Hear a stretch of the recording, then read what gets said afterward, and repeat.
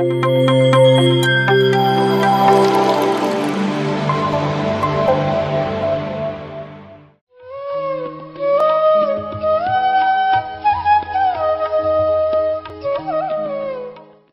ಮೆಡಿಟೇಷನಿಗೆ ಬಂದು just 5 months ಆಯಿತು. ಚಿಕ್ಕ ವಯಸ್ಸಿಂದನೂ ಎಲ್ಲ ಮೆಡಿಟೇಷನ್ನು ಮಾಡ್ತಾಯಿದ್ದೆ. ಅಂದರೆ ಯಾವುದೇ ಬುಕ್ಸಲ್ಲಿ ಏನೇ ತೋರಿಸಿದ್ರು ಶಂಕರಾಚಾರ್ಯರದು ಯಾರದೇ ಆಗಿರಲಿ, ರಾಜಾರಾಮ್ ಮೋಹನ್ ರಾಯರದ್ದು, ಯಾರದೇ ಒಂದು ವಿವೇಕಾನಂದವ್ರದ್ದು ಏನೇ ಮೆಡಿಟೇಷನ್ ಇದೆ ಅಂತಂದರೆ ಅದನ್ನು ನಾನು ಫಾಲೋ ಮಾಡ್ತಾಯಿದ್ದೆ. ಯಾಕೆಂದರೆ ಅವ್ರ ಥರ ಆಗಬೇಕು ಅನ್ನೋದು. ಹಂಗಾಗಿ ಎಷ್ಟೊಂದು ಫಾಲೋ ಮಾಡಿದೆ ಅಂದರೆ ಬರ್ತಾ ಬರ್ತಾ ಗಾಯತ್ರಿ ಮಂತ್ರದ್ದು ಎಲ್ಲವುದೂ ಮಾಡ್ತಾಯಿದ್ದೆ. ಒಂದು ಸತಿ ಹಿಂಗೆ ನನ್ನ ಫ್ರೆಂಡ್ ಬಂದಿದ್ದರು, ಹಿಂಗೆ ಹೋಗೋಣ ಇಲ್ಲಿ ರಾಜಾಜಿನಗರದ ಹತ್ರ ಸಂಧ್ಯಾ ವೆಂಕಟೇಶನವರಿದ್ದಾರೆ, ಅಲ್ಲಿ ಪಿರಮಿಡ್ ಇದೆ ಅಂತೆ, ಹೋಗೋಣ ಅಂತಂದು ಸರಿ ಅಂತ ಹೋದ್ವಿ. ಅಲ್ಲೋಗಿ ಕುತ್ಕೊಂಡು ಮೆಡಿಟೇಷನ್ ಅವ್ರು ಹೇಳ್ಕೊಟ್ರು ಹಿಂಗೆ ಅಂತ. ಮೊದಲೇ ಗೊತ್ತಿತ್ತು, ಬಟ್ ಫಾಲೋ ಮಾಡ್ತಾ ಇದ್ದಿಲ್ಲ. 13-14 ವರ್ಷದಿಂದನೂ ಗೊತ್ತಿತ್ತು, ಬಟ್ ಫಾಲೋವನ್ನೇ ಮಾಡ್ತಾ ಇದ್ದಿಲ್ಲ. ಅದೆಲ್ಲ ನನಗಿದೇನೇ ಒಳ್ಳೆಯದು ಅಂತೇಳಿ ನಾನು ಅಂದ್ಕೊಂಡಿದ್ದೆ. ಹಂಗಾಗಿ ನನಗೆ ಮತ್ತೆ ಮಹಾವತಾರ್ ಬಾಬಾಜಿದು ಸಹಿತ ನಾನು ಫಾಲೋ ಮಾಡ್ತಾಯಿದ್ದೆ. ಮಾರ್ನಿಂಗ್ 3 o'clock 2 o'clock ಎದ್ದೇಳ್ಬಿಟ್ಟು ಮಹಾವತಾರ್ ಬಾಬಾಜಿದೆ ಸ್ತೋತ್ರದೆಲ್ಲದು ಇದು ಮಾಡ್ತಾಯಿದ್ದೆ.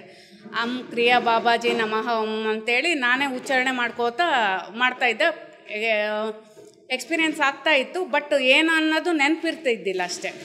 ನನಗೆ ಮರುದಿನ ಬಂದು ತುಂಬಾ ಕನ್ಫ್ಯೂಷನ್ ಆಯಿತು. ಮಾರ್ನಿಂಗ್ ಎದ್ದೇಳಬೇಕಾದ್ರೆ ಏನು ಮಾಡೋಣ ಯಾವುದು ಅಂತ ನನಗೆ ಗೊತ್ತಾಗ್ತಾ ಇಲ್ಲ.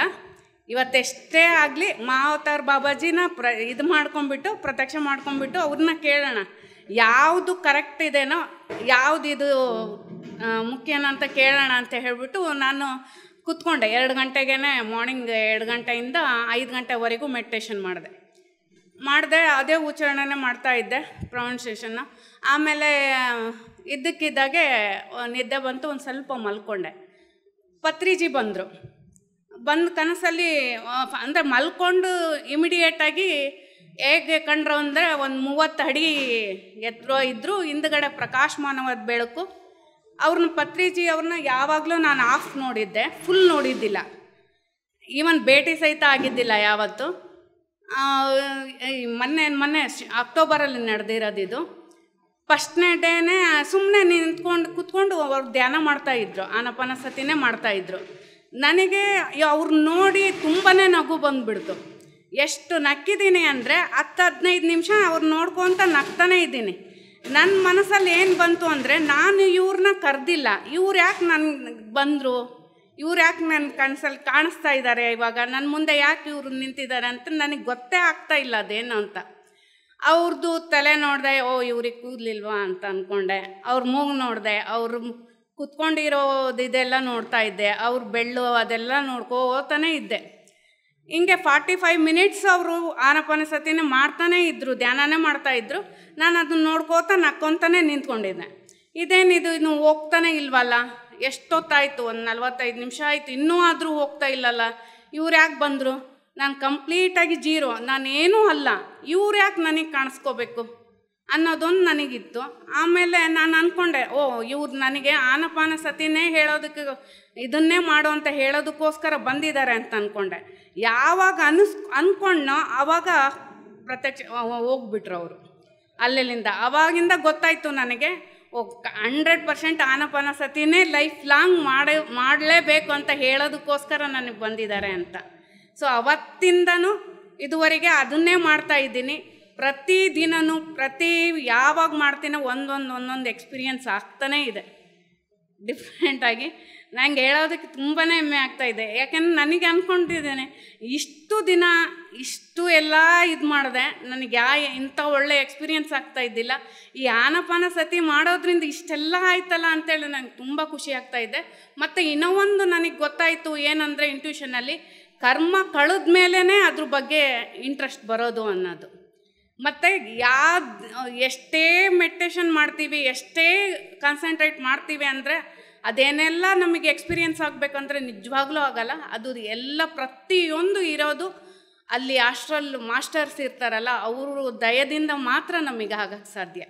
ಯಾಕೆಂದರೆ ತುಂಬ ನೋಡ್ತಾ ಇದ್ದೆ, ಇಲ್ಲ ನನಗೆ ಇವತ್ತು ಇದೇ ಆಗಬೇಕು ಅದೇ ಆಗಬೇಕಂತ ನಾನು ಏನೆಲ್ಲ ಅಂದ್ಕೊಂಡು ಪ್ರಯತ್ನ ಮಾಡ್ತಾಯಿದ್ದೆ, ಯಾವತ್ತೂ ಆಗ್ತಾಯಿದ್ದಿಲ್ಲ.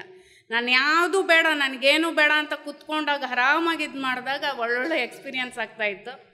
ಇವನ್ ಇದಕ್ಕೆಲ್ಲ ಕೂಡಲ ಸಂಗಮದೆಲ್ಲ ಹೋಗಿದ್ವಿ. ಅಲ್ಲೆಲ್ಲ ಪಟ್ಟದಕಲ್ಲು, ಐಹೊಳೆ ಎಲ್ಲ ಅಲ್ಲಿ ಲಿಂಗಗಳನ್ನೆಲ್ಲ ಕತ್ತರಿಸಿ ಇದ್ವು ಎಲ್ಲ ಮಾಡಿಬಿಟ್ಟಿದ್ರು. ನಿಮಗೂ ಗೊತ್ತಿದೆ, ಹೇಳೋಕ್ಕೂ ಆಗಲ್ಲ, ನಮಗೆ ಅಷ್ಟು ನೋವಾಗ್ತಾ ಇತ್ತು. ಏನು ಮಾಡ್ತಾಯಿದ್ವಿ ಅಂದರೆ ಅಲ್ಲೇ ಕೂತ್ಕೊಂಡು ಧ್ಯಾನ ಮಾಡ್ತಾಯಿದ್ವಿ. ಅದ್ರ ಮೇಲೆ ಲಿಂಗದ ಮೇಲೆ ಹಿಂಗೆ ಹಣೆ ಇಟ್ಬಿಟ್ಟು ನೋಡ್ತಾಯಿದ್ವಿ.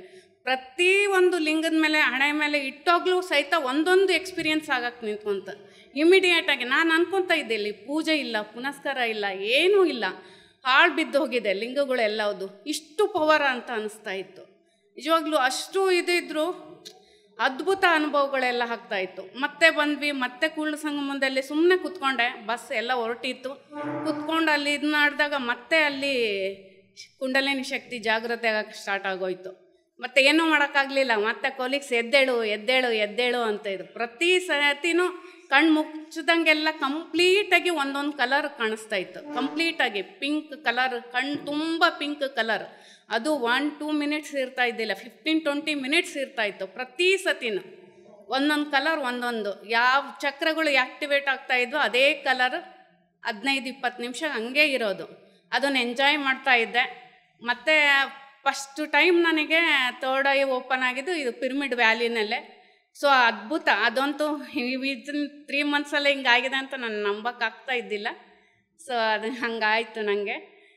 ಅಂದರೆ ನಾನು ಅಂದ್ಕೊತಾ ಇದ್ದೆ, ತುಂಬ ಅಳು ಬರ್ತಾಯಿತ್ತು ಫಸ್ಟ್ ಸತಿ. ಹಂಗಾದಾಗ ಮಬ್ಬಾಗಿ ಒಂದು ಯಾವುದೋ ಒಂದು ದೇಶದ್ದು ಇದು ಕಾಣಿಸ್ತು ನನಗೆ. ನೇಚರ್ ಕಂಪ್ಲೀಟಾಗಿ ಗ್ರೀನ್ ಅಂದರೆ ಗ್ರೀನ್ ಇತ್ತು ಕಂಪ್ಲೀಟಾಗಿ. ನಂಗೆ ಅಳುನೇ ಬಂದುಬಿಡ್ತು, ಯಾಕೆ ನನ್ನ ಮೇಲೆ ಇಷ್ಟೊಂದು ಪ್ರೀತಿ ನಿಮಗೆ ಅಂತ. ಯಾಕೆ ಇಷ್ಟೊಂದು, ಯಾರಿಗೂ ಇಷ್ಟೊಂದೆಲ್ಲ ಎಕ್ಸ್ಪೀರಿಯನ್ಸ್ ಈ ವರ್ಷದಿಂದ ಮಾಡ್ತಾ ಇದ್ದಾರೆ, ಅವ್ರಿಗೆ ಆಗ್ತಾಯಿಲ್ಲ, ನನಗೆ ಯಾಕೆ ಇಷ್ಟೊಂದು ಇದರಲ್ಲಿ ಬರೀ 3 ಮಂತ್ಸ್ 4 ಮಂತ್ಸಲ್ಲಿ ಯಾಕೆ ಹಿಂಗೆ ಆಗ್ತಾಯಿದೆ ಅಂತ ಅಳು ಬರ್ತಾಯಿತ್ತು. ಆಮೇಲೆ 1 ಬೈ 1 ಇದಾಗ್ತಾ ಇದೆ. ಇವಾಗೂ ಸಹಿತ ಫೇಸ್ ಮಾಡ್ತಾ ಇದ್ದೀನಿ, ನೋಡಬೇಕು. ಥ್ಯಾಂಕ್ಸ್. PMC ಕನ್ನಡ ಚಾನೆಲ್ ಅನ್ನು ಲೈಕ್ ಮಾಡಿ, ಶೇರ್ ಮಾಡಿ, ಸಬ್ಸ್ಕ್ರೈಬ್ ಮಾಡಿ ಮತ್ತು ಮಾಡಿಸಿ. ಎಲ್ಲರಿಗೂ ಧನ್ಯವಾದಗಳು.